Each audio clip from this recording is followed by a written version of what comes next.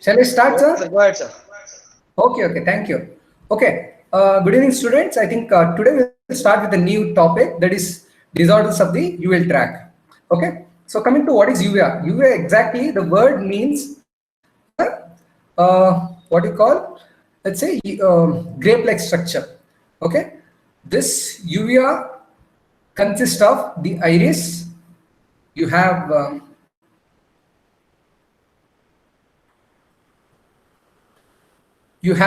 iris, then you have a ciliary body, then the posterior extension of which is the choroid. Okay, this is the anteriorly you have the cornea. The cornea posteriorly continues as a sclera.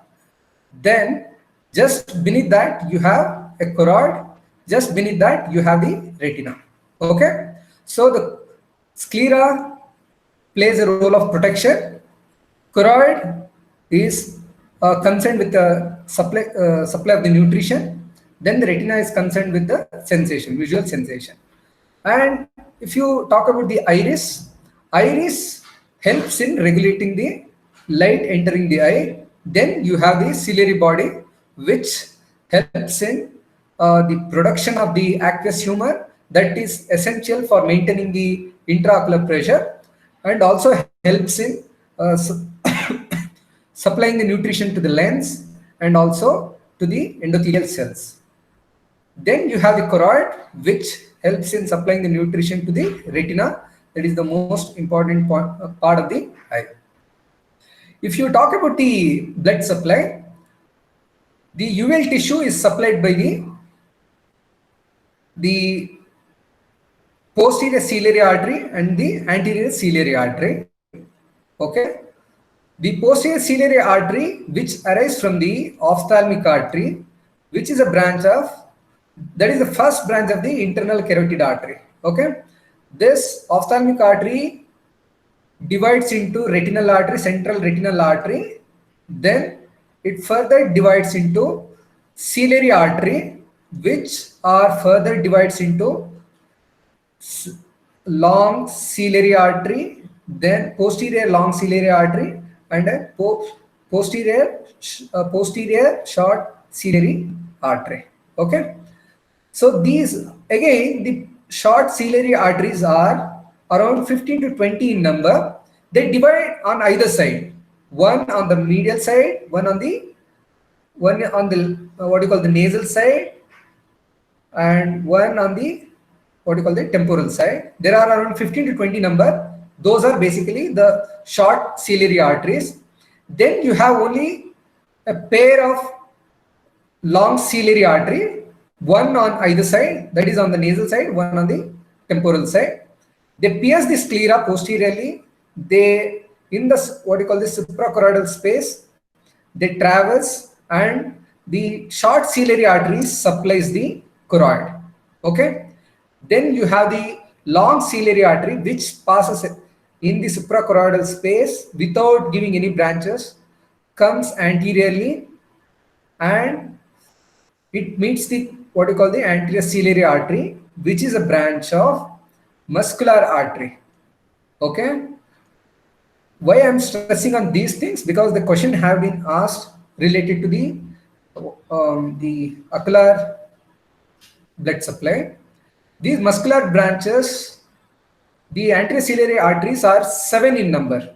Okay, there are 7 muscular arteries. That means, suppose this is the eyeball, this is the anterior view. You have a superior rectus muscle, you have a lateral rectus muscle, then you have a medial rectus, then you have a inferior rectus. The lateral rectus gives one anterior ciliary artery. Rest of the 3 muscles give rise to a pair of anterior ciliary artery, which passes through the conjunctival surface, then pierces the sclera at the root of the iris. Again, this is very important landmark. Again, the questions have been asked related to this. At the root of the iris, both the long posterior ciliary artery and the anterior ciliary artery meet, and they form an anastomosis known as the major, what do you call, the arterial anastomosis here. Again, these again from this anastomosis, again the branches will comes out at the tip of the what you call the pupil. Suppose this is the pupil. Here again they will anastomose to form what you call the minor, what do you call the circle, minor arterial circle. Okay, this is the blood supply. The ciliary body has a muscles, three important muscles, a longitudinal fibers, then you have a radial fibers and a circular fibers. Inner part of the ciliary body has circular fibers which are responsible for accommodation. Okay, one should not forget accommodation is because of the circular fibers. A longitudinal and the radial fibers helps in drainage of the aqueous humor. Okay, keep it in mind. Then a ciliary body has two parts. One is a pars plicata. Okay, that part is responsible for production of the aqueous humor. Then you have a what you call the pars plana. Okay, pars plicata. Suppose this is the limbus. Okay, the landmark. This is the limbus. Suppose this is the limbus. So this is the limbus. From the limbus, after 2 millimeter, you encounter the ciliary, what you call the pars plicata, after 2 millimeter from the limbus. Then after that, you have pars plana, which is around 4 millimeter in breadth. Okay, this is the important landmarks of the ciliary body and important functions of the ciliary body. Then coming to the next thing, that is what is the iris. Let's see one by one how the iris. This is the what is the normal contour of the iris. Suppose if you look at this is the normal iris. Normally in the central part there is a defect. This is the natural defect known as the pupil that helps in regulating the light entering the eye, and this margin has a pigmentation known as the frills. Okay, then next to the pigmentation, again after 2 millimeter there is a what you call irregular ridge known as a collarette. Okay, between this frills and the collarette you have sphincter muscles. Okay, then at the root of the iris you find what you call the dilator muscles. Then in between the in the stroma you find a lot of the what you call the defects are the like a potholes known as the crypts. Crypts essentially there is a deficit what you call the anterior stroma. Okay, and I think many student has a what you call a confusion regarding what is the orientation of, if we take the normal retina, what is the orientation? If we talk about the orientation, and many used to believe, even when I was a first year MBBS student, I used to believe, okay, so suppose this is the eyeball. Okay, we used to think, okay, rods and cones are facing anteriorly. No, that is a wrong thing. Actually, if you talk, the rods and cones are directed away from you. Okay, this is the anterior and this is the posterior view. Okay, the orientation of the rods and cones are in the backward direction. Okay, this is the clear-cut picture. Suppose this is sclera, this is the eyeball. Okay, this is how the light enters.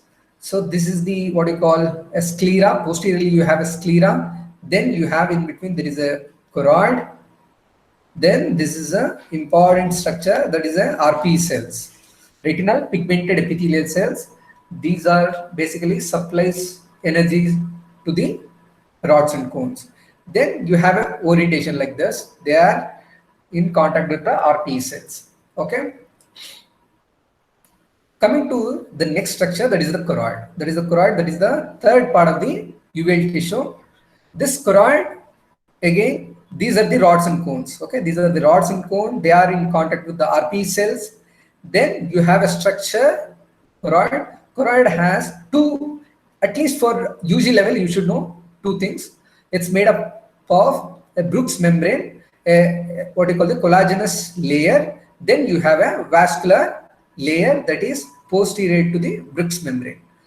Okay, this vascular structure known as the choriocapillaries supply blood to these RPE cells.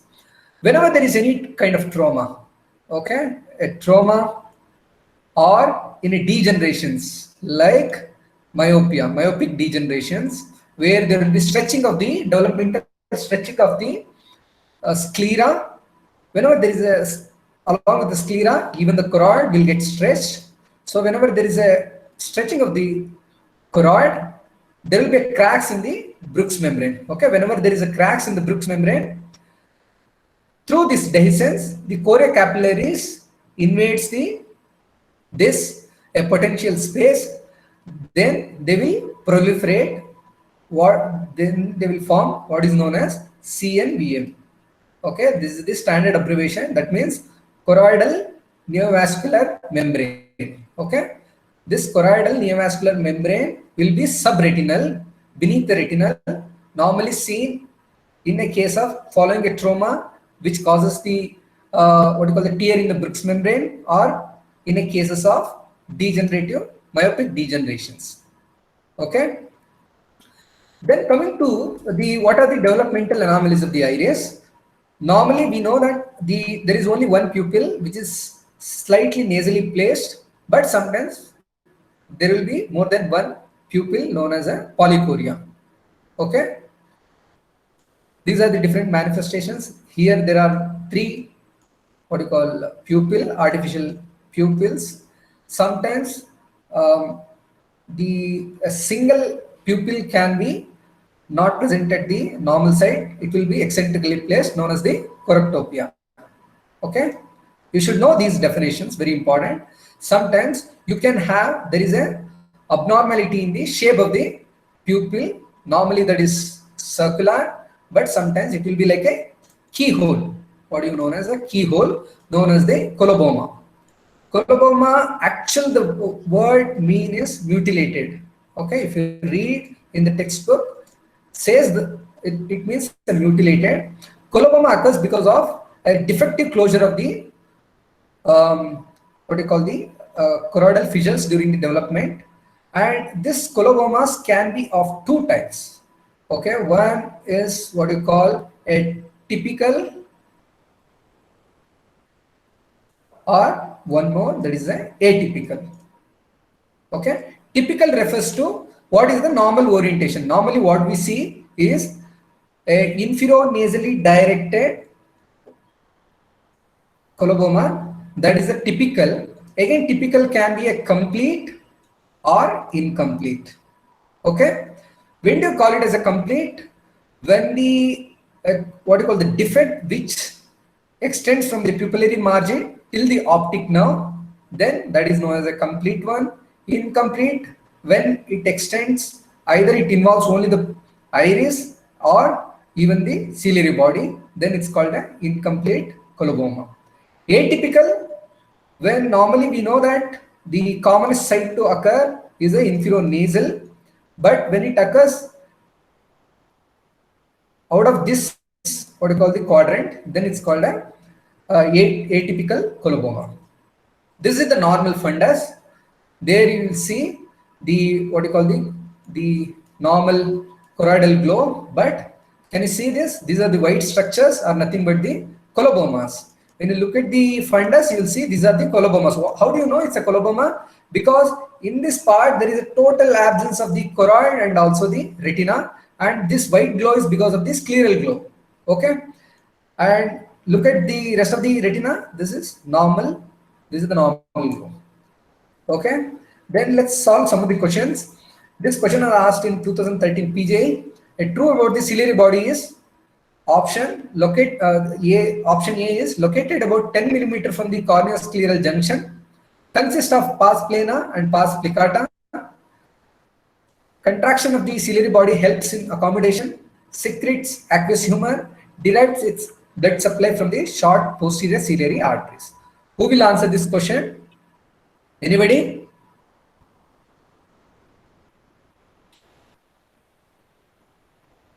Anyone? Students?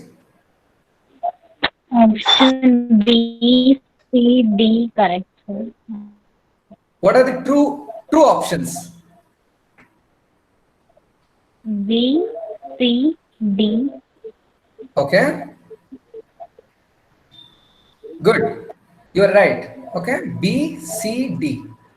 What about the option A? What's wrong with the first option? What is wrong with the first option?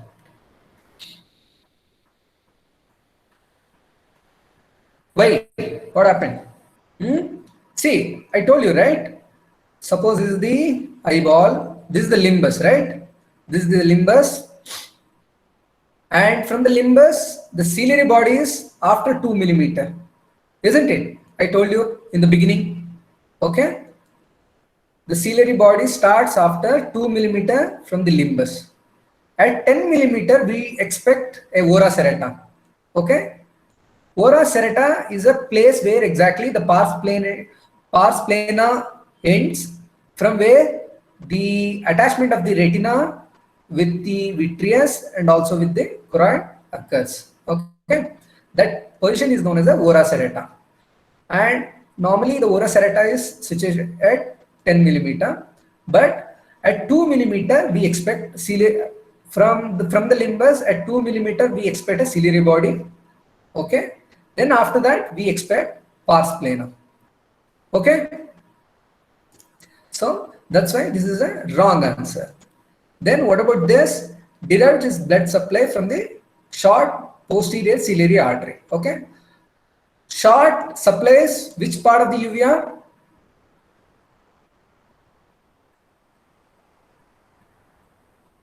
Anybody? It supplies the choroid. Okay, isn't it? I told you in the beginning, this is the eyeball, this is the optic nerve. On both sides, you have short, there are multiple short ciliary arteries which pierce the sclera like this. Then beneath the sclera, you have a choroid. Okay, these vessels pierce the sclera and supplies the choroid. Okay, then similarly, you have one long posterior ciliary artery, one on the nasal side, one on the temporal side, pierce the sclera. It passes through this what you call the suprachoroidal space without giving any anastomotic branches. At the root of the iris, they form a anastomosis with the anterior ciliary artery. Okay. So the anterior ciliary artery supplies the what do you call the long posterior ciliary artery supplies the blood to the ciliary body, whereas the short ciliary artery supplies blood to the choroid. So again, this is a wrong answer. Sulcus iridis major is seen at ciliary body, root of the iris, polarite of the iris, pupillary margin of the iris. Who will answer? Again, a very straightforward question. Once we have discussed, what is the answer? You should not get confused. Okay, it's not at the ciliary body. It's at the root of the iris. Okay, you should not forget. Suppose this is the iris. This is the iris. Then you have ciliary body. Okay, this is the pars plicata. You have pars plana. Okay, so the what you call the blood vessels which comes here pierce the ciliary body at the root of the iris. Along with the anterior ciliary circulation, they form an anastomotic what you call the circle. This is the major circle. Then at the pupillary margin, they will form one more circle. Anastomosis, re-anastomose, they will form a minor circle. Okay, you should not forget. Abnormally eccentrically placed pupil is called? Anybody? Student? Choreotopia. Option B, sir. Option B. Yeah, correct. What is polychoria? More than one. More than one pupil. What is anisocoria? Abnormal shapes. Yeah, see, suppose if you look at the two eyes, normally they should be symmetrical in the sense, with regard to the Same. dimension, they should have a same dimension. Okay. Suppose if you consider around 3 millimeter of pupil, what do you call the pupillary diameter? Okay. When there is a difference of at least 2 millimeter difference between the two sizes of the two pupil, then it's known as the anisocoria. Okay. You should not forget. What is ectopia lentis? What is ectopia lentis? Again, similar to ectopia means in an abnormal location. In the abnormal location, you find a normal tissue, which is present at an abnormal location. That is, lentis is nothing but a lens. Natural crystalline lens, which is normally should be present in the lens sulcus, will be present somewhere else. Okay, that is known as the ectopia lentis. Iris coloboma, the most common site. Inferior nasal. Yes, again a straightforward question. Okay, you should not forget there are two types. One is a typical and a atypical. A typical, which is normally it's a, always remember, pupil is slightly nasal. Similarly, what we call inferonasally directed coloboma is the most commonest form of iris colobomas. Okay, inferonasal.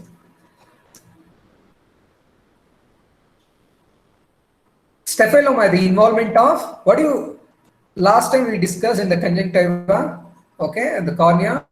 Staphyloma means a grape-like structure. Okay, staphyloma, a grape-like Something structure. happens with cornea. What? Option D. Option B. B. B for Bangalore. Huh? Last time I told you, right? Okay. See, you have, this is the eyeball, you have a cornea and the sclera. Okay. The main function of the sclera is to, this covers and this protects the internal structures of the eyeball. Similarly, cornea has a little bit of role in what you call protecting the internal structures of the eye. So whenever this becomes thin and ectatic, okay, along with the incarceration of the iris, is known as a staphyloma. Okay, based on this, suppose based on the location, it can be anterior or intercalary, or you have ciliary staphyloma, then you have equatorial, then you have posterior staphyloma. Okay, again it's a kind of revision. One should not forget, always staphyloma refers to, majority of the time, is the incarceration of iris with the cornea is termed as a staphyloma. Okay, in any of the option we don't have a sclera, isn't it? There is no option, okay, which has a sclera as the answer. So definitely conjunctiva and iris is not an option here. Conjunctiva with the cornea, again this is not a staphyloma, but iris with the cornea is considered as a staphyloma. Last time I showed you some of the, what you call,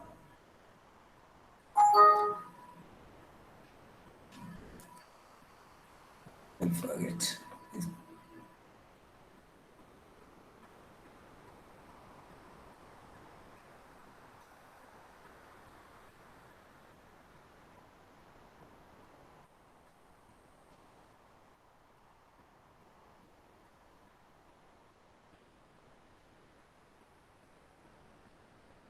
See this diagram?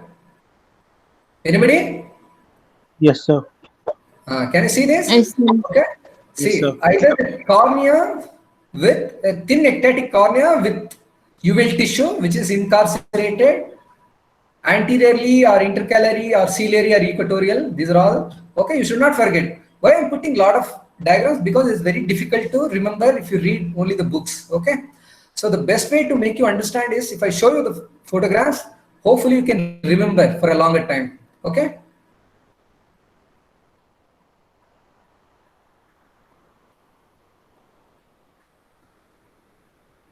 So the option is D.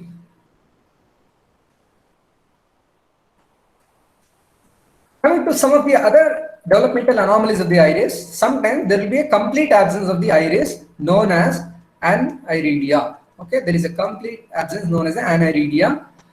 Okay, also known as iridemia. Okay, there are different variants, but one should know that is not important for you, but you should know one of the variants of aniridia has a association with Wilms tumor. Okay, sometimes this can be because some of the what you call the fellowship exams, this is one of the most potential question one should not forget. Remember this. One of the variants of the aniridia is associated with Wilms tumor. And sometimes normally what happens in an intrauterine life, the iris has a blood supply, has a vascular supply. After the birth, normally this blood supply will regress and disappears, but sometimes there will be what you call a fibrous membrane can be seen in front of the pupil, which is asymptomatic, doesn't cause any what you call the blurred vision, and this white membrane in front of the pupil which is attached to the iris is known as a persistent pupillary membrane. Okay, this is a normal physiological and not going to cause any problem. Similarly, one more condition known as when there is a change in the color of the iris or either between the two eyes or within the eye, one sector of the iris has a different color in comparison to other sector of the iris. So that is known as a heterochromia. Okay, heterochromia. Heterochromia iridium means the difference in the color between the two eyes. Heterochromia iris refers to within the intra-iris sectoral change in the color of the iris. Okay. Then you have different types of synechia. These are the acquired causes. Acquired causes of the iris abnormality. You can have what you call the, because of some sort of any intraocular inflammation, the pupillary margin can get attached to the underlying anterior capsule of the lens. Then whenever this is attached, that will totally blocks the what you call the normal circulation of the aqueous humor. Okay, the aqueous humor which is produced in the posterior chamber by the ciliary body. Okay, that has to come through this posterior chamber and through the pupil into the anterior chamber. Then it will get drained through the trabecular meshwork at the angle. Okay, but whenever there is a what you call the total patch or total blockage of the pupil because of the ring synechia. Again, this is very important. What you call the ring synechia. Again, the question have been asked because of the ring synechia. Okay, the aqueous humor in the posterior chamber get accumulated. That will cause what you call the tenting of the iris. Okay, whenever there is a tenting, that will come in contact with the anteriorly the iris, the what you call the cornea. Whenever it comes in contact with the cornea, that will block the angle. When it blocks the angle, there is no way the aqueous humor can escape from the anterior chamber. So the intraocular pressure will elevate. This condition is known as iris bombay. Okay. So here intraocular pressure will be elevated. Similar to this, one more condition known as an angle closure glaucoma. Okay. In angle closure glaucoma, because of what you call the crowding of all the structures, whether it is cornea or iris or the lens diaphragm. Okay, normally they should be at a certain at certain distance normally, but because of a developmental defects, sometimes these structures will get crowded. What you call the crowding. Because of the crowding, the normal passage of the aqueous humor will be halted. Because of that, there will be increase in the intraocular pressure, especially during the dim light. When there is a dim light, the pupils will dilate. When the pupil dilates at the periphery, suppose this is the cornea, this is the iris. Okay, this is the iris. During the dim light, they will dilate. At the periphery, they will form a wrinkles. Okay, when they form the wrinkles, they will close the angles. When they close, there will be sudden increase in the IOP. Sudden increase in the IOP will cause pain similar to that which is seen in a iris Bombay. Again, there will be increase in the IOP. But here the pathology is different between the two, whether it is an angle closure glaucoma or iris Bombay.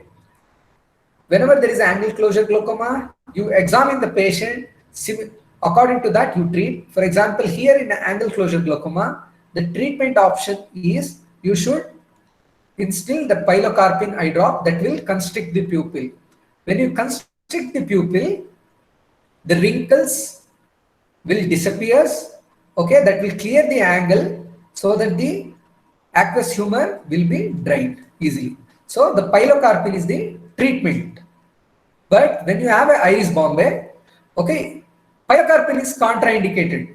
You should not forget. Again, this is a MCQ question. Pilocarpine in a iris Bombay, you should not give it because already there is a pupil which the pupil is already compromised. Okay, the treatment option is atropine. When you give atropine, that will forcefully dilates the pupil so that will break the adhesions between the anterior capsule and the pupillary margin. Whenever there is a breakage of the synechiae, the natural aqueous humor drainage pathway is re-established. That will cause a normal drainage. In this way, you can reduce the intraocular pressure. Okay, have you understood? You should understand. Okay, this is very important, and questions have been asked regarding this. Then you have what you call a synechiae formation. These are again, it's an irregular shaped synechiae formation because of intraocular inflammation. You can make out here. Again, there is, can you make out? This is the reflex from the cornea. This is the reflex from the iris.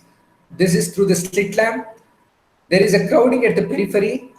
Again, this is one form of iris Bombay formation. Then coming to what are the inflammatory diseases of the uvea, that is known as a uveitis. Uveitis can be classified based on the anatomically. It can be classified as it's an anterior uveitis, intermediate uveitis, or a posterior uveitis. This classification is known as a Sun's classification. Okay, this is a standardization of uveitis nomenclature. Okay, this is most commonly followed. That is the anatomical classification. That is the anterior uveitis, intermediate uveitis, posterior uveitis, or when all the layers are involved, that is a pan uveitis. Then based on the clinical course, they can be acute uveitis, chronic, or recurrent. Acute means when the whole duration lasts for less than 3 months, known as an acute uveitis. When the whole clinical process lasts for more than 3 months, that is known as a chronic uveitis. Recurrent, when do you call it as a recurrent? This is a very important definition. When do you call it as a recurrent? Suppose a patient has uveitis at some point, okay, and in between, okay, they will have a frequent episodes of uveitis. In between asymptomatic period, okay, that is more than 3 months without treatment. Okay, between the attacks of the uveitis, when a patient is asymptomatic for more than 3 months without a treatment, that is refers to as recurrent anterior recurrent uveitis. Then you have a pathological classification. Pathological classification, either it can be suppurative or a non-suppurative.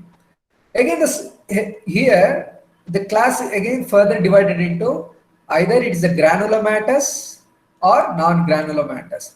This classification is an important classification which was given by Woods. also known as a Woods classification. Just like anatomical classification, you have a Sun's classification, you have a Woods classification, which includes based on the granulomatous or a non-granulomatous uveitis. This is one way of classifying. The other way of classifying is or infective or non-infective. Okay.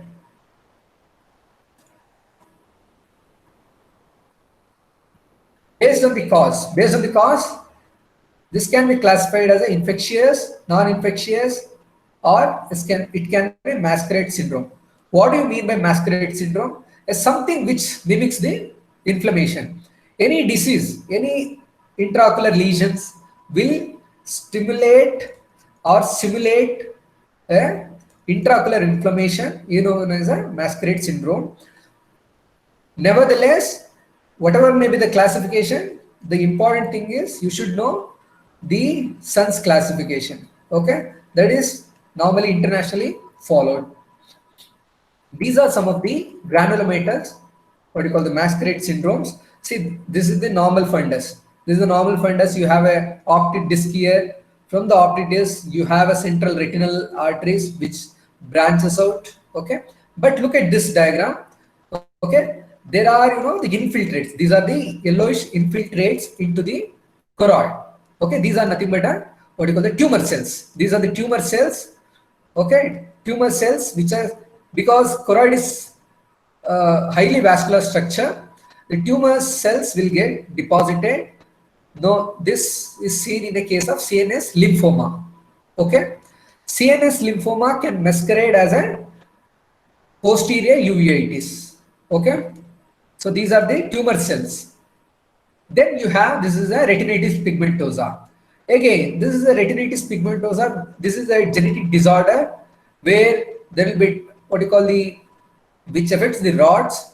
When because of the death of the rods, the dead rods are replaced by the pigmented epithelium like a bony specules. What you call it as a bony specules.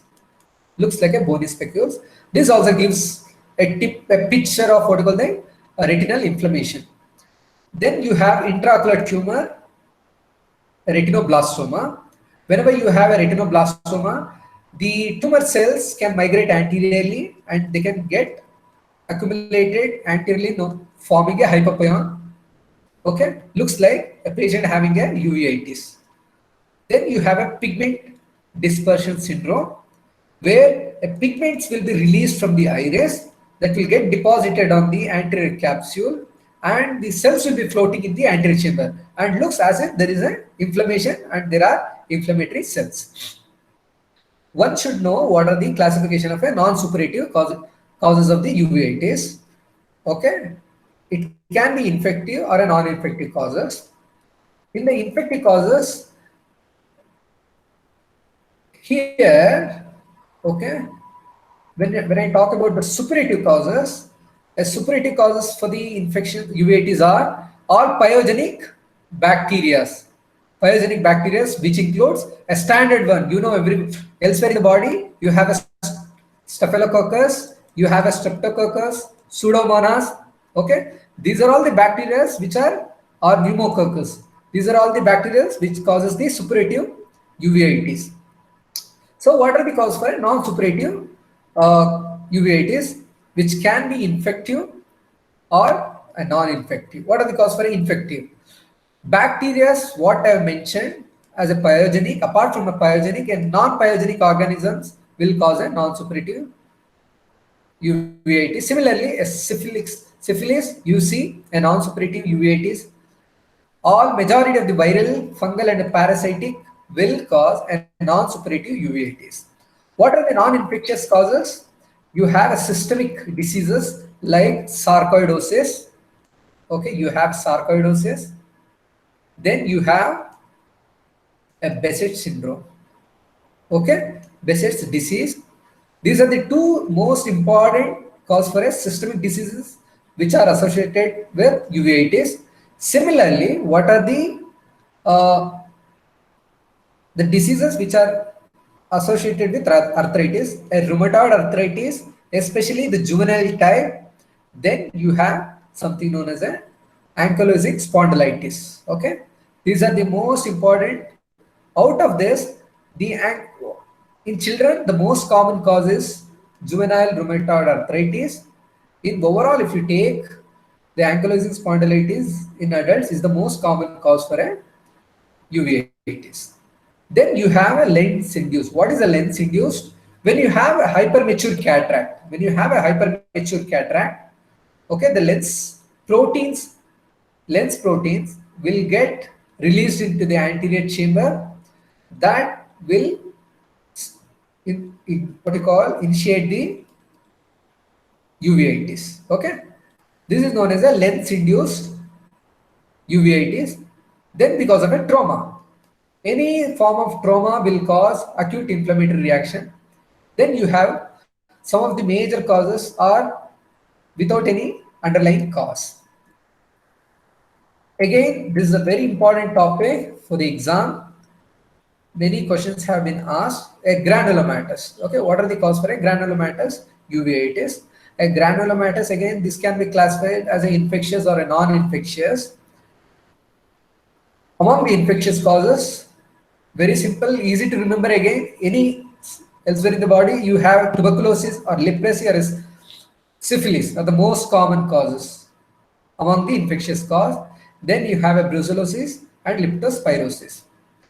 Majority of the viral, you have fungal and protozoal, and then all helminthic diseases are associated with causes the granulomatous uveitis.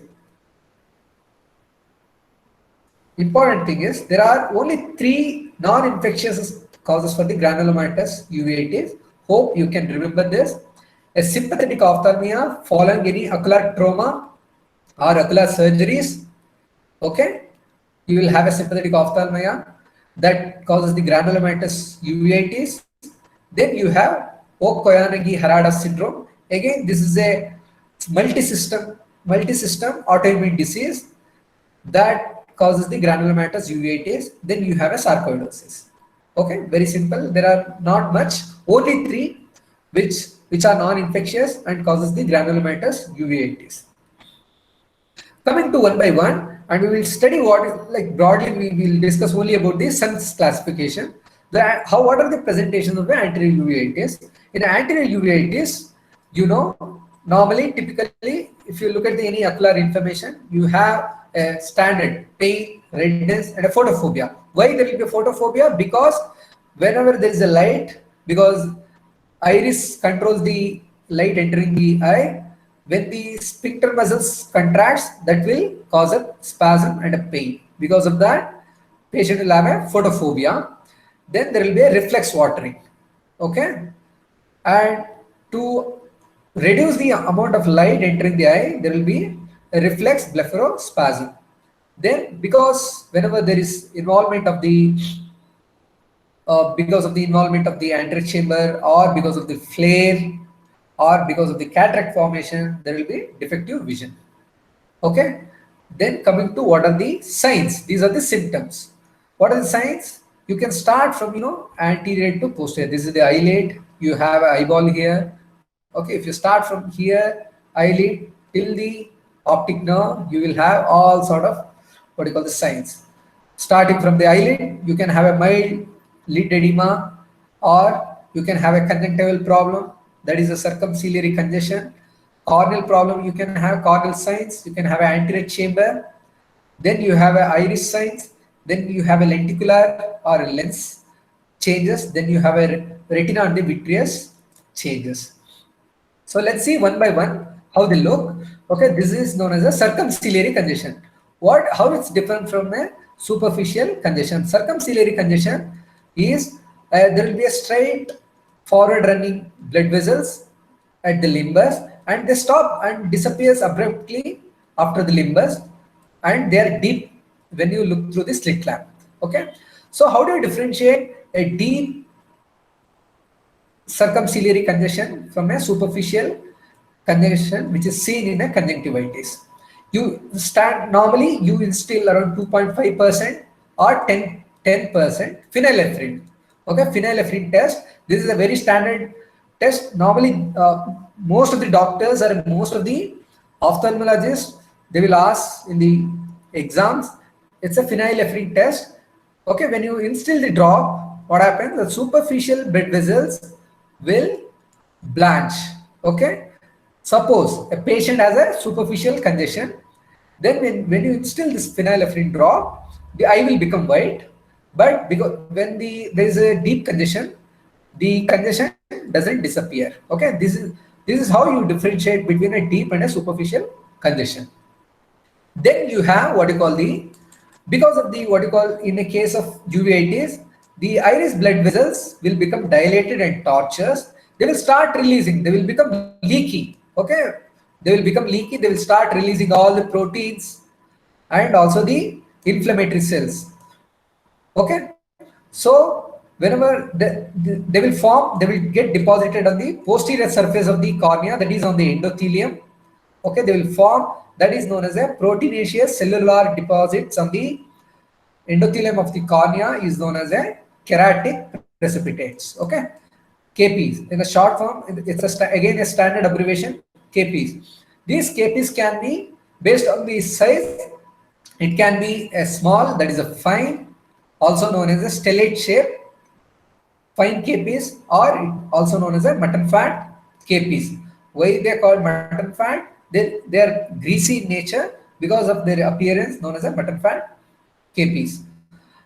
And these mutton fat KPs are typically seen in a granulomatous uveitis, and definitely this is one of the indicator that patient has, you need to do a systemic examination. And normally if you look at the what you call the, where exactly their location, normally they are present at the inferior 1/3 of the triangle. They form a triangle like this. Why? Because of the convection current in the anterior chamber, and also because of the gravity. Because of the gravity, they will tend to accumulate in the inferior 1/3 of the cornea. This is the normal slit lamp examination. Normally, if you look at, you will find a corneal reflex, then a reflex from the iris. Okay, and this is the what you call the anterior chamber. Anterior chamber should be clear and it should be dark through this slit lamp examination. Occasionally, you will find 1 or 2 cells, but look at this. At the reflex, the corneal reflex, this is the anterior capsular reflex. This part is an anterior chamber. Okay, can you make out here? There are a lot of cells here. Okay, that's how you measure and you grade, plus 1 cell, 2 cells, depending upon the number of cells what you see here. Okay, that is only by arbitrary method. Then if you look at this, again between the corneal reflex and the anterior capsular reflex, if you look at this is not dark, this is turbid. Okay, this is a turbid fluid, like a milky fluid. This is known as an aqueous flare. Okay, this aqueous flare is because of the protein which is released by the dilated inflamed blood vessels. So again, this has a grading like 1 plus 1, 2, 3, 4. How do you, what is the, what you call the basic principle behind aqueous, grading the aqueous flare? Normally, if you look at the cornea, if you look into the iris in a normal aqueous humor, it's a transparent, you'll be able to make out the normal architecture of the iris. Because of the aqueous flare, more the aqueous flare, less you'll be able to recognize the iris structure. Okay, so that's how you grade like 1, 2, 3, 4. Plus 4 means you won't be able to see the contour of the iris. This is how you examine, and if you move the slit lamp from right to left, you'll be able to make out, okay, there will be a lot of cells in the anterior chamber.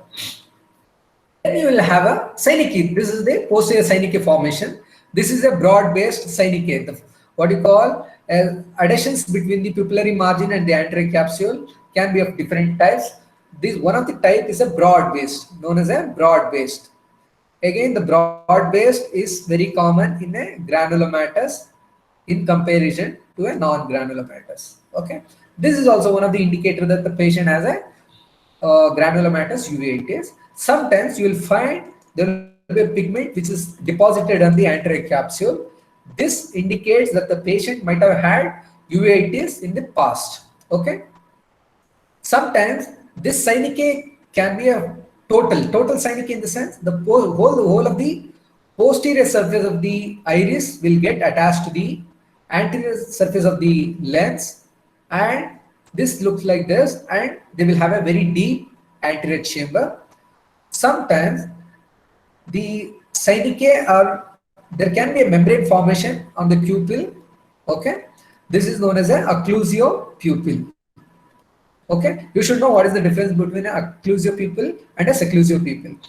Seclusio pupil we discussed will cause, seclusio pupil will cause what you call the iris bombay formation.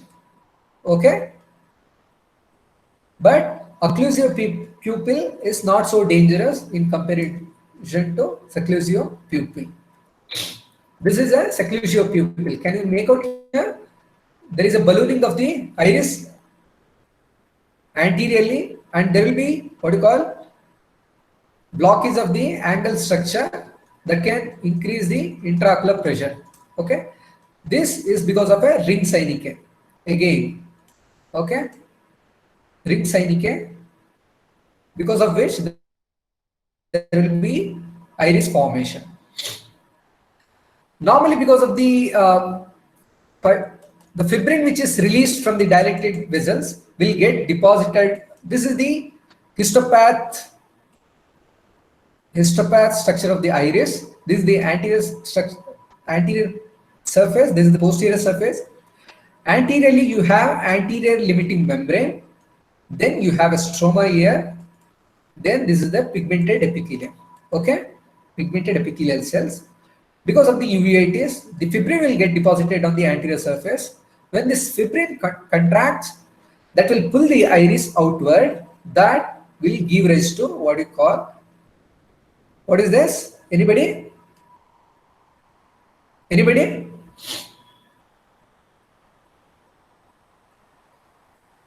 Anybody?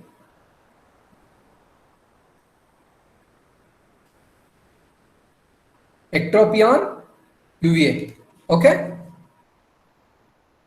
that will get pulled outward. That is known as ectropion UVA, and they will develop a cataract also.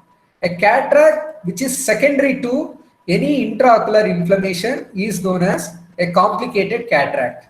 Okay, there are different types of cataract, but any cataract which is secondary to intraocular inflammation is known as a complicated cataract. This is the normal structure. Again, you have what you call, can you see here? There is a hypopyon formation. Sometimes some of the anterior uveitis can have hypopyon formation, especially in the case of Behçet's disease. Okay, Behçet's disease, one of the hallmark is presence of hypopyon. Okay, when you have a hypopyon, you try to investigate in that line. Similarly, you can have what you call tag-like Seineke known as a filiform Seineke. Sometimes you will notice some of the nodules on the, can you see this nodules on the anterior surface of the iris? These, what do you call for these nodules? These are the iris nodules. Okay, these are the iris nodules. Iris nodules can be of two types. One is a Kopis, one is a Busaka nodules. Kopis nodules are seen in at the margin, and typically they are small in comparison to Busaka nodules, which occurs near the collarette. Okay, they occur near the collarette, whatever may be, but both, whether it is a Kopis or a Busaka nodules, these are the hallmark of granulomatous uveitis. Okay, one has to look, when if you suspect a patient is having a granulomatous uveitis, then look for the iris nodules. Okay, what are the complications? What are the complications you will have in a case of anterior uveitis? You can start from, again, if you start from anterior to posterior, I don't think you will forget anything. Starting from the anterior cornea, what you will have? You will have band-shaped keratopathy. That last time we discussed. What is band-shaped keratopathy? Anybody wants to answer? If you don't know, we don't have a time, I will tell you. Okay. So the band-shaped keratopathy is because of a calcium deposits. Okay. the calcium deposited on the anterior surface will give rise to band-shaped keratopathy. Then you have, because of a trabecular inflammation, you will have secondary glaucoma. You go like this, very simple. Again, the lens, in the lens, what you find? It's a complicated cataract. What else you will have? Then you can have retinal involvement. When the retina is involved, you can have a retinitis. When the choroid is involved, you will have a choroiditis. And if the macula is involved, you will have macular edema. Macular edema. This is the most important cause for a blurred vision in an anterior uveitis. What is the cause for a blurred vision in an anterior uveitis? Again, this is an entrance exam question. It's purely because of macular edema. You should not forget. What is macular edema? Normally, if you look at the contour, this is the retina. Okay, there will be in the center, there will be dipping. This is the fovea. Center point is a fovea. The whole thing is a macula. Because of the inflammation, the cells which are released from here, anterior uveitis cells which travels through the vitreous, they will cause inflammation of the macula. They will cause what you call the swelling of the macula. This becomes like this. Cystic spaces inside, known as a cystoid macular edema. Okay, cystoid macular edema is one of the most important complication of an anterior uveitis, and that is the most common cause for a blurred vision. You should not forget. Then, because okay, these are all the complications. What else you will have? Sometimes, because a cyclitic membrane which forms on the ciliary body, that will cause what you call the ciliary shutdown. Okay, whenever there is a ciliary shutdown, there is a decrease in the intraocular pressure, and eye will go into what you call the phthisis. Phthisis or a blind eye. This is the last complication of anterior uveitis. You should not forget. So how do you differentiate? The class is a little bit lengthy, but we have divided. Tomorrow also we'll take the second part of the uvea. Today we'll try to cover as much as possible. Then you have what is the differential diagnosis. If you have uveitis, suppose if you think, okay, uveitis, okay, then there can be other condition which can mimic the uveitis, like acute congestive glaucoma or acute conjunctivitis. Based on the clinical feature, if you want to grade the severity, it can be mild. Conjunctivitis is mild. The severity of the clinical features in iridocyclitis is a moderate, and this is very severe. Will have a very severe what you call the clinical features. Onset, always it's an acute onset in comparison to whether it is a uveitis or a conjunctivitis. Similarly, the pain will be more in an acute congestive glaucoma. If you compare to uveitis or a conjunctivitis, you will have a mucopurulent discharge, which is only seen in a conjunctivitis. You don't find it in whether it is a uveitis or a acute congestive glaucoma. You will have a colored halos. Again, this is one of the entrance exam question. Okay, which are the conditions you will see? A colored halos. You see, in a case of conjunctivitis, you might think how the conjunctivitis will cause a what you call colored halos. Okay, in a conjunctivitis, because of a mucopurulent discharge, the mucous membrane, mucous strands will act as a prisms. The mucous strands will act as a prism. When the light falls on this mucous strand, then that will cause a scattering of the light. Then they will have a halos. Okay, this is the basic mechanism for a colored halos in a case of acute conjunctivitis, especially in the mucopurulent conjunctivitis. But you don't see in the case of uveitis. But again, this is present in a congestive glaucoma because there will be a corneal edema. Whenever there is a corneal edema, the water molecule inside the corneal structure will cause scattering of the light. Then they will have a halos. Okay. Similarly, tenderness is absent in conjunctivitis. It's very marked in whether it is a glaucoma or uveitis. Pupil is normal. Other anterior chambers are within the normal limits in a conjunctivitis, but it's irregular and small in a case of uveitis, but it's large. Again, very important. Again, the question has been asked regarding this. Media is hazy because of flare and cells and also because of a corneal edema. Typically, in the case of uveitis, the anterior chamber is deep. But as the name suggests, in a congestive glaucoma, because of the crowding of the anterior structures of the anterior chamber, you will have a shallow AC. Iris is edematous in a congestive glaucoma, IOP is elevated, but in a uveitis that will be normal. Other symptoms like headache, you don't find in a case of conjunctivitis, but you will have a headache here. But in a case of congestive glaucoma, along with the headache, the patient will have vomiting. Okay, you should not forget. Then what is the difference between a suppurative? Again, how do you differentiate between a granulomatous from a non-granulomatous? Again, day to day, if you see any uveitis patient, you need to differentiate whether it is a granulomatous or a non-granulomatous. If you look at the the clinical features, okay, non-granulomatous, you have a marked symptoms, whether it is a pain, photophobia, or a ciliary congestion, all are marked, but these are very minimal in the case of granulomatous, and typically it's an insidious onset, but this is an acute onset. Again, granulomatous has a metal fat capice. You'll see a stellate capice here. Aqueous flare is marked in the case of non-granulomatous. You don't find, or very mild, aqueous flare.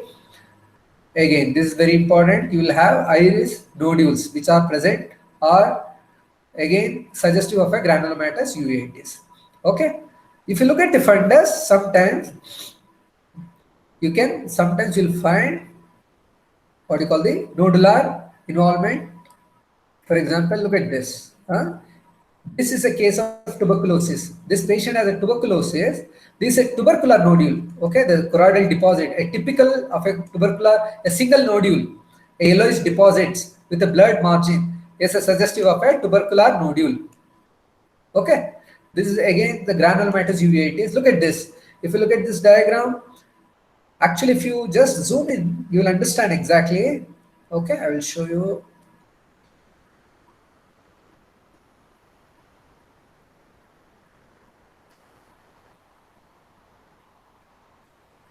Sorry. Here exactly you will make out. If you zoom in, there is a dot here followed by there is a cystic spaces like this. Okay, like a flower petal appearance. This is known as a cystoid macular edema, which is a diffuse involvement. Normally, this is a diffuse involvement, which is seen in a non-granulomatous uveitis. What are the investigations you would like to see? It's very frustrating when you have a patient having a uveitis because it's very difficult to make out what is the exact cause for that. We have a battery of investigations starting from blood investigation, which includes TLC or a DLC. Look for a ESR, elevated ESR suggestive of an inflammatory reaction. Sugars, measure the sugars, uric acid, a serology test like antinuclear antibodies. Look for lupus erythematosus cells suggestive of a SLE, or CRP, which is suggestive of a patient having a rheumatoid arthritis. Look for the ACE levels.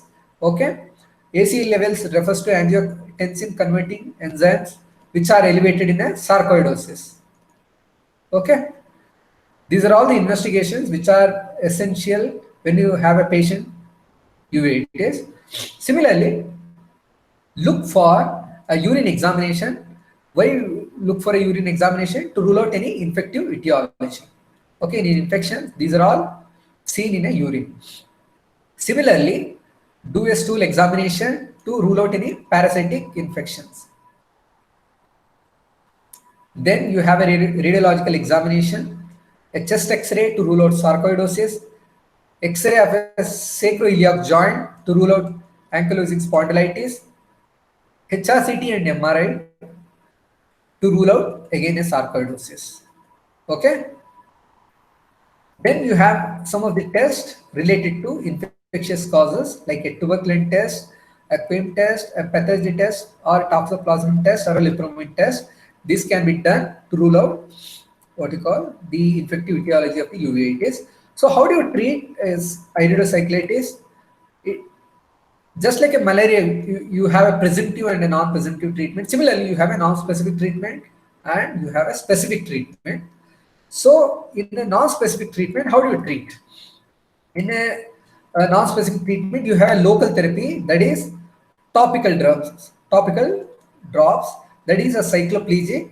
Again, this I have discussed in the last class, maybe I think 2-3 classes before. What are the cycloplegics we use? We have commonly used ones are atropine. Then you have hometropine.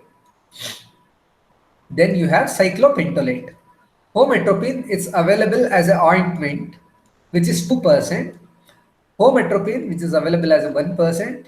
Then you have a cyclopentolate, which is either 5% or 0.75%. Okay. The most potent one is always you should go for atropine, which relaxes the muscles. Okay. Which relaxes the muscles and give relief to the patient. Then you have steroids. Last time we discussed in the conjunctiva, there are two. If you talk about the in ophthalmology, what are the steroid we use? We use either a mild steroid or a potent steroid. Mild steroids we have, which is used in allergic conjunctivitis. Last time we discussed, you have sorry, a fluorometholone, which is commonly used. Then you have loteprednol. Okay. Then you have remixolone. Okay. Always it's better to revise, because in ophthalmology you will tend to forget everything. So if you keep on revising wherever it's possible, it's a good thing for you. Then you have a potent steroids. You have potent steroids like betamethasone. Then you have a dexamethasone. Then you have prednisolone. Okay. Here in uveitis, we use a potent steroid, and mild steroid doesn't have any role at all. Okay. You should not forget at any cost. Always the potent steroids which are required to treat iridocyclitis. So we use either a betamethasone, dexamethasone, or a prednisolone. Okay. That is the treatment option. It's a cycloplegic steroids. Then whenever you give steroid, always cover the patient under antibiotics to prevent the secondary infection. Systemically, suppose a patient is not responding to a topical medication, you add a patient along with the topical medicine, you give a patient steroids or non-steroidal anti-inflammatory to reduce the pain. And if you have a specific causes, or it's because of an autoimmune disease, if you suspect the patient has an autoimmune disease, or if you are confirmed, then you can start the patient on immunosuppressive agents. Then what are the other physical methods to reduce the pain? One is the heart fermentation. When you do a heart fermentation, that will dilate the blood vessels. Whenever there is a dilatation of the blood vessels, that will wash out all the P substance, that is the pain causing substances, will be washed out from the site of the infection or inflammation. Similarly, if you give a patient a dark goggles, that will reduce the the amount of the photophobia. What is the specific treatment? Depending upon if you diagnosed, okay, you come with, suppose if you have a toxoplasmosis, according to toxoplasmosis, what do you give for a toxoplasmosis? Similarly, you treat the patient. So it's basically you are treating the patient underlying cause. How do you manage the complications? When you have a glaucoma, you start the patient on anti-glaucoma medication. Again, they're very simple. When you have a complicated cataract, okay, once the uveitis has subsided for more than 3 months, you plan, because again this is MCQ question. Once the uveitis has subsided for more than 3 months, then you plan for a cataract surgery. Okay. Then whenever you have a retinal detachment, you treat accordingly. You do a retinal detachment surgery. A thusical bulbi, when you have a painful eye, you do evisceration. Okay. So what are the next? We talk about the intermediate uveitis. Intermediate uveitis refers to a part which extends from the pars plicata to the ora serrata, known as the pars plana. Okay, this is the pars plana. Infection is known as a pars planitis or intermediate uveitis. So normally, if you look at this, around 10% of all the what you call all the uveitis in adults is a intermediate uveitis. 20% of the pediatric age group uveitis are intermediate uveitis. Then 80% are bilateral in nature. Majority of them are bilateral, and normally it equally affects both the sex. A bimodal presentation in the sense, normally they present either, they will peak either at 40 years, 20 years, second decade, or in the fourth decade. Okay. Then you have what you call 85%. We don't know the cause. Majority of them are idiopathic, and around 50%, 15% we know what is the exact cause for the past planitis. Majority of the what you call the intermediate uveitis are associated with HLA-DR2 antigen. So what are the signs and symptoms? Majority of the cases are asymptomatic because it affects only the periphery. It's asymptomatic, but whenever the cells, okay, suppose this is the, whenever you have an intermediate uveitis, the cells which floats in the vitreous, okay, will cause floaters. Why the floaters will occur? Normally, any lesion behind the lens, okay, will produce a floaters. That you have to keep it in mind. Anything in front of the lens will not cause floaters. Any lesion in the vitreous will cause floaters. Then you have what you call the minimal.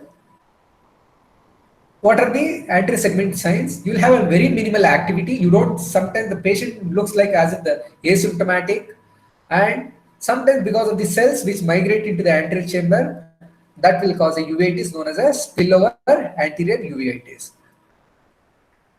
In the posterior segment, what are the signs? These are very important. Again, the questions have been asked related to this. Okay, these are the vitreous cells. Whenever there is inflammation of the pars plana, you will have a vitreous cells. Okay, with a slit lamp, you will be able to make out behind the lens. There will be a lot of cells which will be, just floating in the vitreous. Sometimes because of the, normally the vitreous which is transparent will become opacified, known as the vitreous condensation. Okay, and at the periphery of the retina, you will find inflammatory aggregates known as the snowball or a cotton ball. Opacity is very important. Okay, snowball or a cotton ball, opacity is in the periphery, is a hallmark of intermediate uveitis. Again, there will be, when these inflammatory cells aggregate, they will form something known as a snow banking here. Can you see here? Okay, these are the snow banking.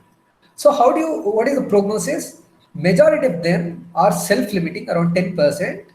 Some patients will have a very chronic, prolonged course without any exacerbation, almost like a 60%. And rest of the patient will have, they will have a quiet phase, then there will be exacerbation. Again, they will have a quiet phase, very quiet phase. What are the complications? Again, similar to anterior uveitis, you start from anterior to posterior go, you will have a BSK, complicated cataract, you will have retinitis, choroiditis, you will have a papillitis. Okay, these are all the complications, whether it is anterior uveitis or a posterior uveitis, you will have all the complications are similar.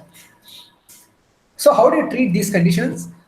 See, if you look at the anterior uveitis, the mainstay of treatment is a topical eye drops. But here, the topical eye drop doesn't work in a case of intermediate uveitis.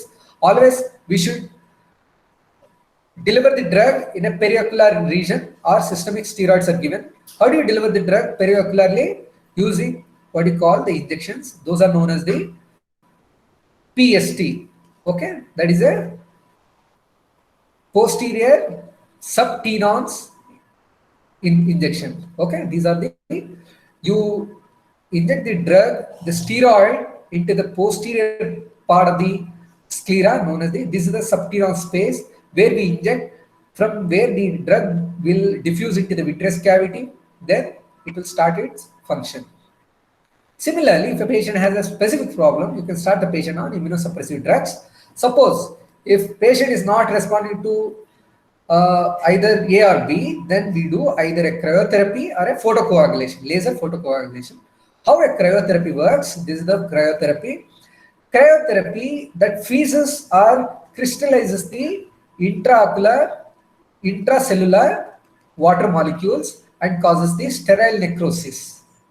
Sterile necrosis, thereby reducing the inflammation. This is the this is the cryoprobe which is used, and these are the cryospots. Okay. Anteriorly, if you look in the periphery, you will see the cryo spots like this. Okay. The other way, whenever you have what you call the vitreous cavity which is filled with inflammatory cells, then we do vitrectomy. Through a pars plana, you go inside and you remove the vitreous, known as a pars plana vitrectomy. Posterior uveitis, if you look at the posterior uveitis, again, it can be whether it is an infectious, autoimmune, malignancies that we discussed last time, like retinoblastoma or CNS lymphomas, will cause what you call the posterior uveitis, or majority of them are idiopathic. Okay. What are the clinical features of a posterior uveitis? Again, patients can have a defective vision because of what you call either the vitreous involvement or the posterior pole involvement, that is the macular involvement. Whenever the macula is involved, you will have the defective vision, or you will have a photopsia. When do you get photopsia? When anything which irritates the retina, suppose this is the retina which keep on irritating the retina. When you touch the retina by any inflammatory cells, that will cause flashes of the light, is known as photopsia. Okay. Then patients can have floaters. What is floaters? We discussed. Anything behind the lens in the vitreous cavity will be seen as a dark shadows in front of the any image. That is the floaters.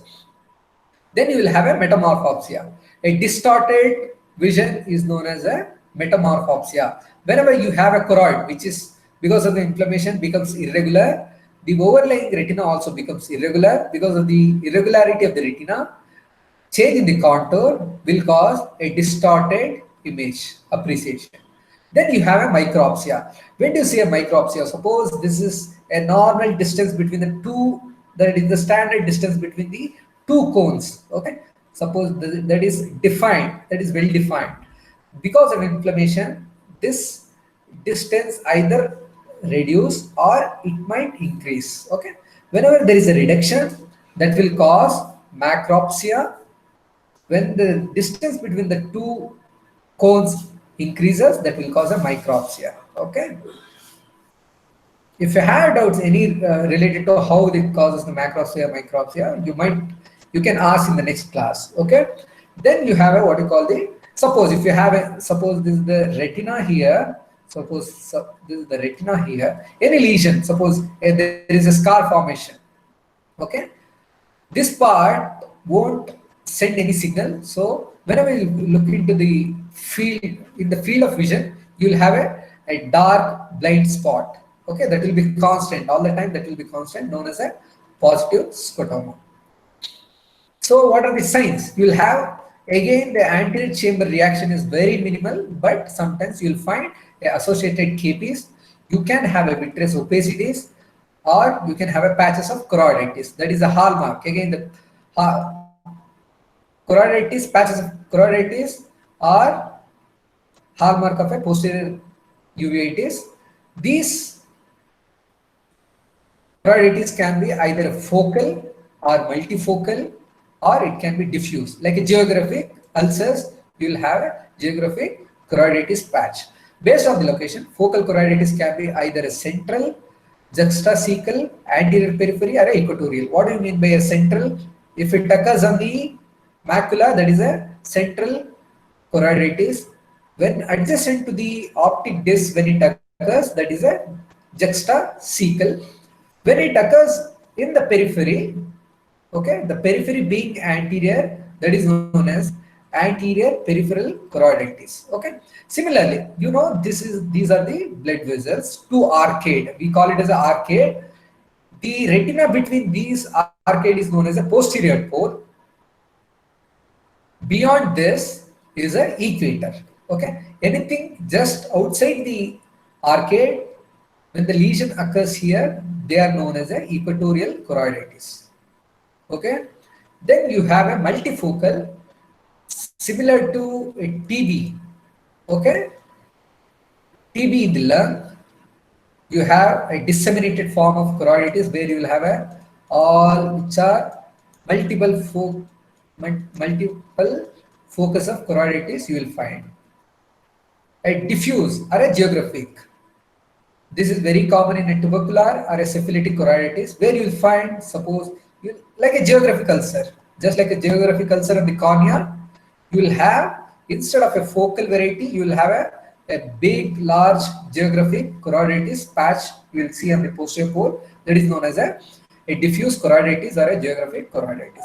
Again, you have all the complications similar to the intermediate uveitis or anterior uveitis. From the anterior to posterior, you have all the complications.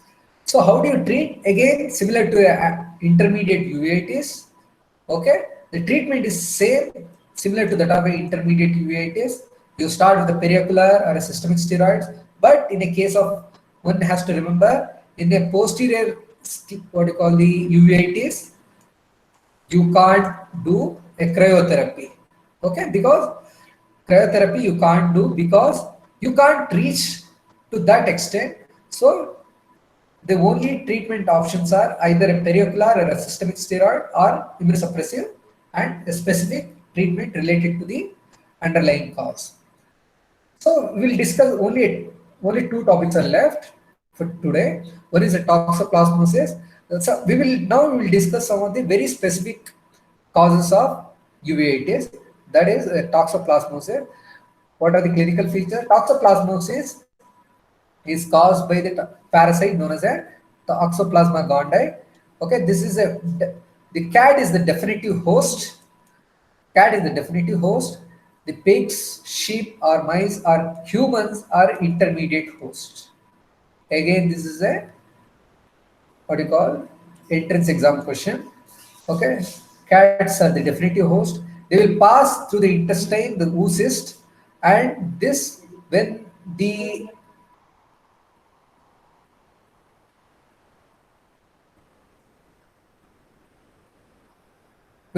these animals or humans consume the infected, what you call the vegetables, they will get infected and they will have what you call a toxoplasmosis.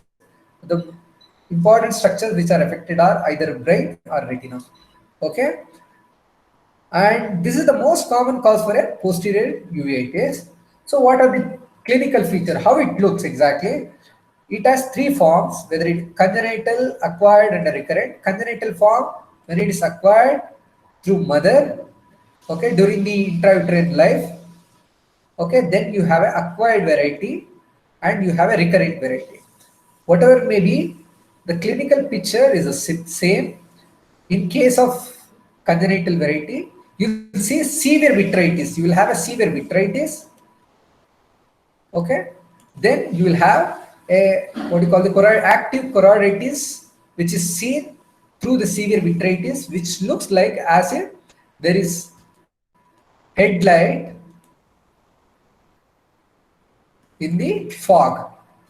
Again, this question has been asked, you should not forget. In a toxoplasmosis, you'll have headlight in the fog appearance is seen only in toxoplasmosis. These are the healed scars of the choroiditis. Okay, how do you make a diagnosis? Based on the antibody test, which is a Sabin-Feldman dye test, or indirect heme agglutination test, or ELISA test.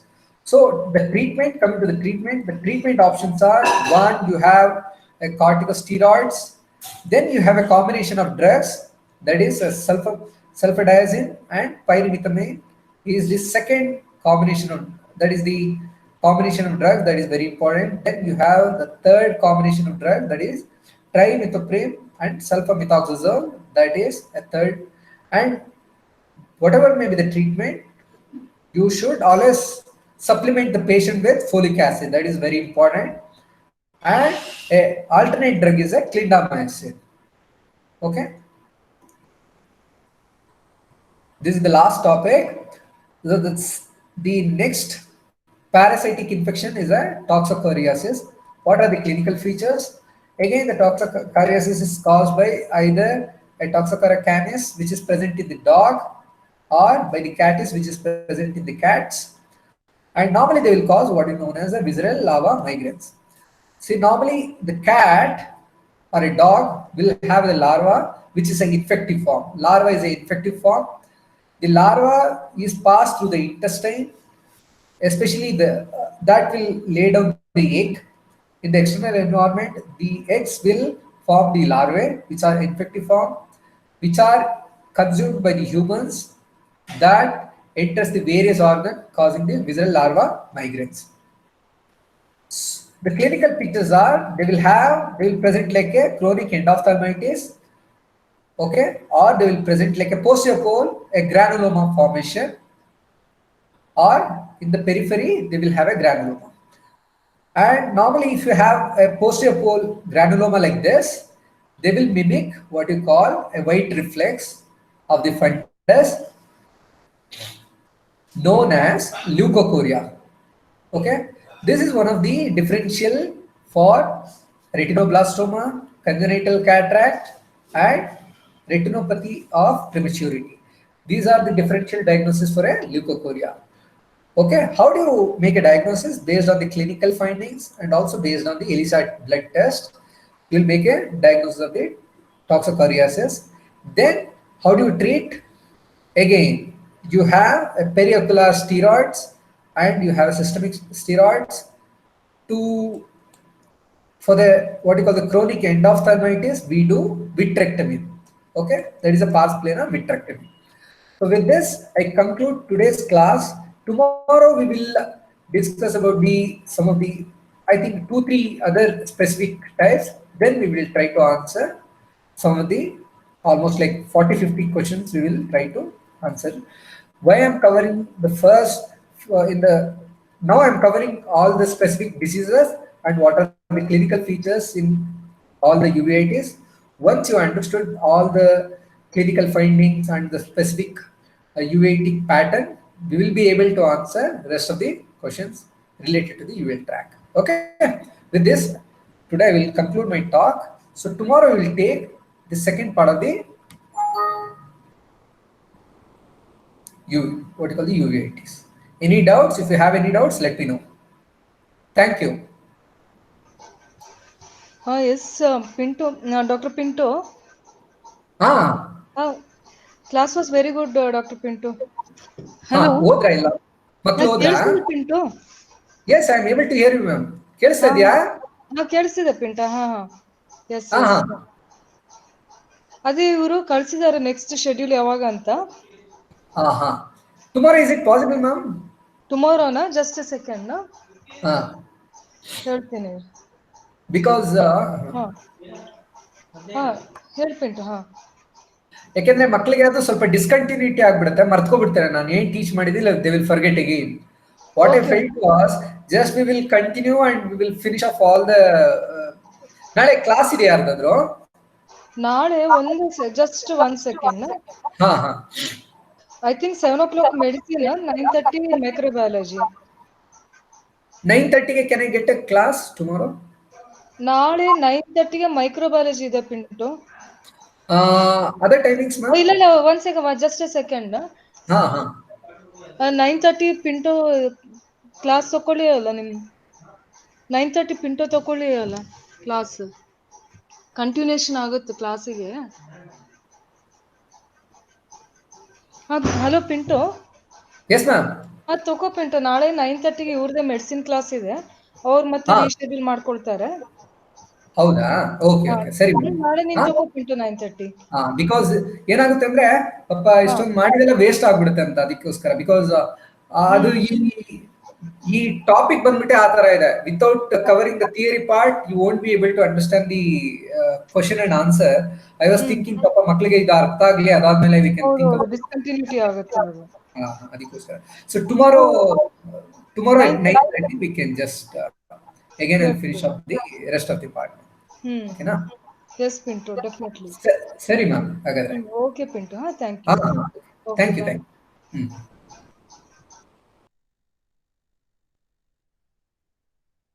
Excuse me, ma'am. Hello. Hello. Tell Suchit, I can hear you. Ma'am, tomorrow is microbiology or medicine? See, tomorrow 7 o'clock microbiology is there. Then 9:30, Dr. Pinto will be continuing with the today's opthal class. So medicine will be rescheduled. Okay, ma'am. But ma'am, Tell I Suchit. means I don't have this link to Which enter link? the link to enter the class because in my phone on the calendar it is mentioning that tomorrow is medicine. No. Today's whatever the link is there, no, Suchit. See, for what we have done, for every class, same link it is. It is not Okay. like every class link will be different. Today, whatever you got, no, for Ofthal class, the same link will be used for Ofthal and any other subject also. Okay, ma'am. Okay, ma'am. So So anyway, you tomorrow are there in 7 o'clock, WhatsApp group, 7 no? is micro and 9:30 is. What happened? So tomorrow, 7 o'clock, 7 p.m. is microbiology and Huh. opthal is on 9:30. 9:30, the same Ofthal continuation will be there. Okay, ma'am. Okay. You try to join the classes, Suchit. Okay, ma'am. Okay. So what is your feedback, Suchit? Like how you are finding our classes? Ma'am, today, to be honest, ma'am, today's class was a bit, I would say, actually, it was, you see, opthal, I don't like it. It's like dry subject. So a bit boring, I say. Hmm. So otherwise, yesterday's biochemistry was good. Otherwise, all are appreciating. Okay, fine. So what you do now, tomorrow you see whichever is convenient for you, you attend, Suchit. Okay, ma'am. Okay. You are there in the WhatsApp group or no? No, ma'am, I'm not in the. Do one thing, no, you have got the link, no, you join in that WhatsApp group then. Okay, ma'am. Okay. Or else you have the, can you give your contact number? Should I add it to the group or what? Ma'am, I'll give my contact number. You will just add it. Hello? Yes, ma'am.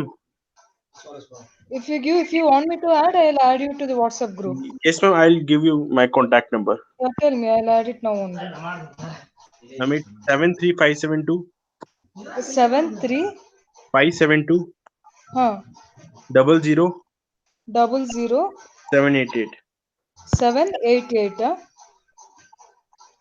I'll repeat it once again. 7357 200 788, right? Yes, ma'am. 200. Okay, so I'll add you to up to the group, so you'll be getting frequent updates. Okay, ma'am. Okay. Thank you. Suchet, Yes, ma'am. Yes, sir. what problems you have? Cannot join the classroom. Sir, I have had joined the classroom, but I am not in the WhatsApp group. That's why. That is Stop what recording. Recording is still on. Huh.